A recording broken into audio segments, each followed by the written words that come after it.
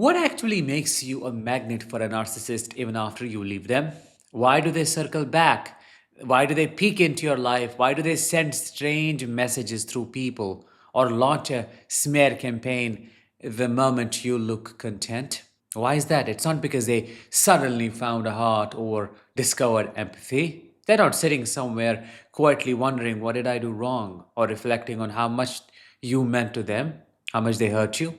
They are triggered by something they see in you. A very specific shift in you threatens the hold they once had, and that threat fuels their obsession. I'm Danish, a narcissistic abuse recovery professional. In today's episode, we're going to talk about the only 5 times a narcissist truly starts to miss you. Before getting started with number one, something important for you. I am opening doors to my Thrive After Narcissistic Abuse membership program tomorrow at 10 a.m.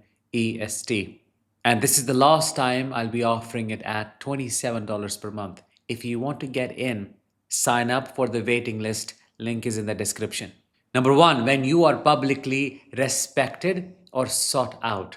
The first time a narcissist starts missing you is when they see you being valued by the world in a way they can no longer touch or control. It may be a new job, a promotion, an award, or people simply asking for your input because they recognize your skill. The very gifts they mocked or dismissed now stand out in front of everyone. That recognition gnaws at them.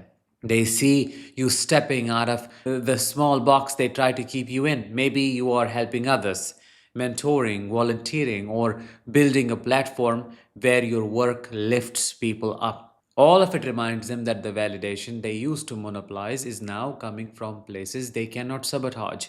To them, that attention should have been theirs. It was supposed to be reserved exclusively for them, a private currency you were meant to spend only on their ego.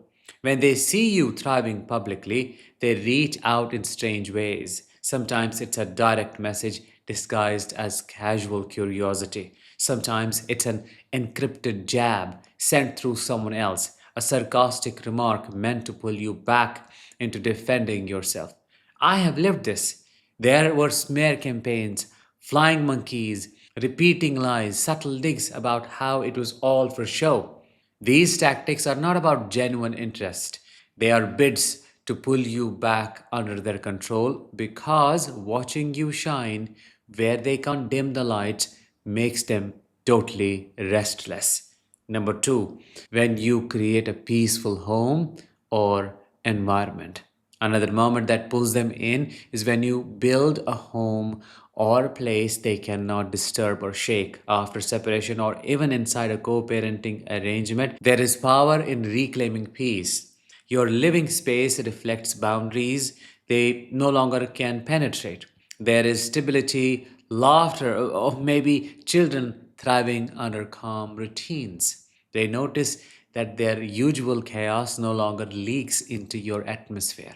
They may try to throw arrows from a distance. They may drop sarcastic comments or provoke fights through messages. But those arrows hit a wall because your limits are firm. That calmness irritates the narcissist more than confrontation ever did. They want to hear the slam of doors, to feel the vibration of tension they once installed in every corner of your life. A narcissist may escalate when they sense that serenity is real. They may bark louder, send cruel messages, or involve the children to rattle you. I know so many parents who were accused of being neglectful or cold only because their ex could not handle how tranquil their household became. Peace is oxygen for you and poison for the narcissist because it proves they no longer can dictate the emotional temperature of your life. Number three, when they see a visible physical glow up. Nothing unsettles a narcissist faster than watching the physical proof that their absence improved your health.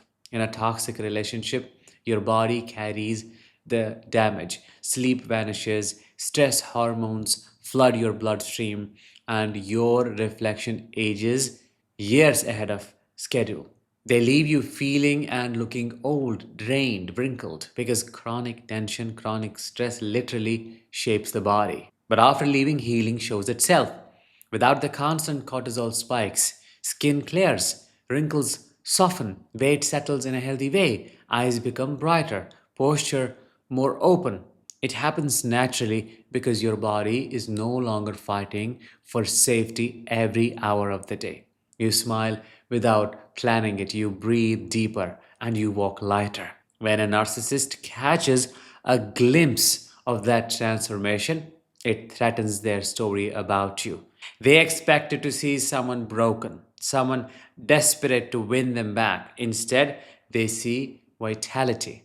That glow is evidence that their power was never as absolute as they believed. So they often swoop in, praising you in one breath and trying to drag you back into emotional quicksand with the next. What they want is not your happiness, but the ability to dim it again.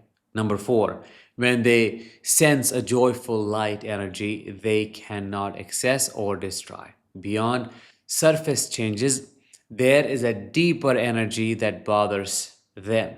It is the lightness that returns once you have rebuilt your inner world. Maybe you finally buy that car you dreamt of. Maybe your income grows and you feel free to celebrate small victories. There is an ease around you, a quiet radiance that says you survived and you are living again.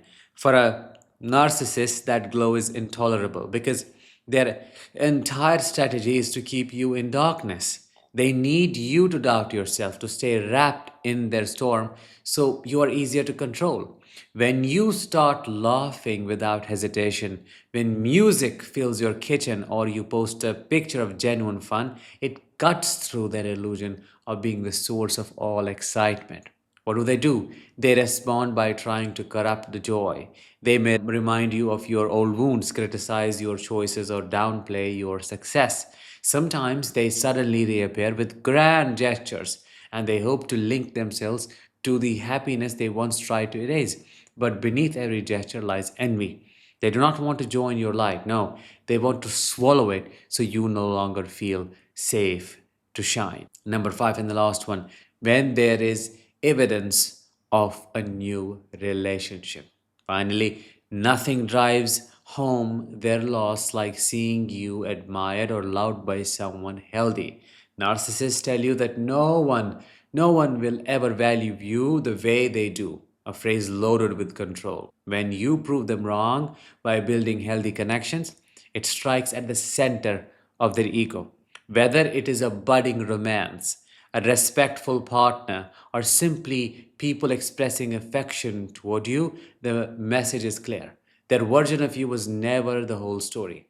You were never as unlovable as they claimed. Someone else sees your worth and treats you accordingly. That reality makes them frantic. They may dismiss the new person, call them a rebound, or invent stories about your motives. They will try to sow doubt in you or tension between you and anyone who supports your happiness. What they cannot accept is that life after them includes love that is steady, appreciation that is mutual, and admiration untainted by manipulation. Witnessing you step into relationships where respect is the baseline exposes how little they ever offered. That exposure feeds a sense of loss. Defeat they translate into anger or desperate attempts to pull you back. Now let's bring it all together. These are the only five times a narcissist genuinely starts to miss you. They miss the supply, control, the reflection of themselves that once lived in your eyes. They do not miss the real you in the way a healthy person longs for someone. They miss their access to your attention, calm, body, and your future. What have you experienced? Let me know in the comments. With that, let's bring this episode to an end. I will talk to you in the next one. Until then, as always, let the healing begin and continue.